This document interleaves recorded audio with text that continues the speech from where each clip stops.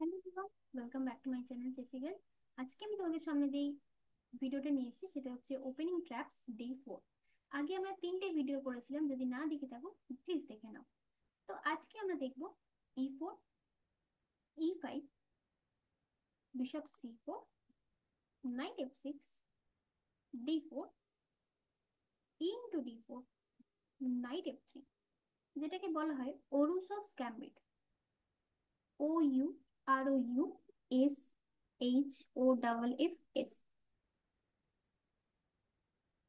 ওরুসভস gambit.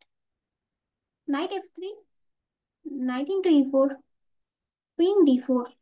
এখানে night F6টা ভালো চাল, বাট নাইট F6 না দিয়ে নাইট D6ও অনেকে নিতে পারে বিশপটা খাওয়ার জন্য। ক্যাসেল, নাইট ইন্টু C4, রুকি ওয়ান চেক, বিশপ E7। এবং এখন দেখো, ব্ল্যাকের কিং যেহেতু ক্যাসেল হয়নি, এই মুহূর্তে আমরা কি করতে পারি, কুইন ইন্টু G7। তো রুক ধরা।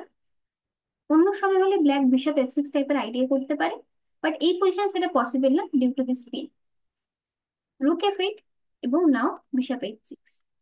বিশপ H6 এর পরে অ্যাকচুয়ালি দেখো, এই রূপটাকে কিন্তু বাঁচানো যায় না, কারণ এই পিন।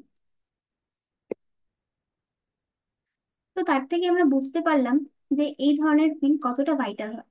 তো যখন অপোনেন্ট নাইট দিয়ে বিশপটা মেরেছে, ইন বিটুইন মুভ আমরা দিচ্ছি, আমরা পিন দিয়ে নাইট না মেরে আমরা দিচ্ছি রুকি ওয়ান চেক। এটা হচ্ছে আমাদের ইন বিটুইন মুভ।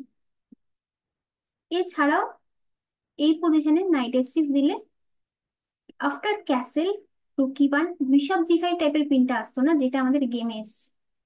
তো এই জন্য নাইট F6টা এখানে একটু বেটার। এই যে আমাদের গ্যাম্বিটটা দেখলাম, আমাদের মুভ অর্ডারটা ছিল 2 নম্বর বিশপ C4, বাট এটা ছাড়াও এটা এইভাবেও আসতে পারে নাইট F3, নাইট F6, যেটাকে বলা হয় পেট্রপ। এখন D4, into D4, bishop C4। তো এইভাবেও কিন্তু আসতে পারে। চলো, দেখা হচ্ছে পরের ভিডিওতে। Till then bye, stay tune to my channel. Thank you.